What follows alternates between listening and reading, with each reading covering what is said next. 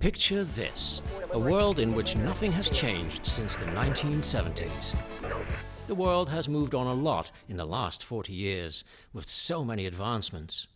Cancer detection, treatment and survival is one area that has changed dramatically. Today, you are twice as likely to survive cancer as you were in the early 70s. Now picture this, a world where despite all these new technologies, ideas and life-saving advancements, one disease area remained stuck, 4 decades in the past.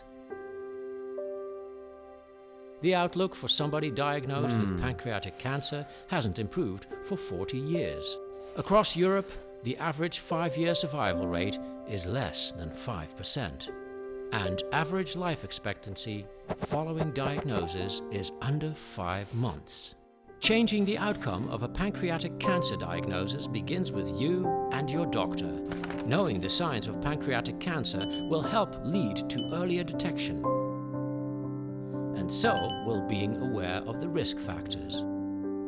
We cannot ignore pancreatic cancer. With greater knowledge and awareness, together we can bring pancreatic cancer into the 21st century, detect the disease earlier, and save lives.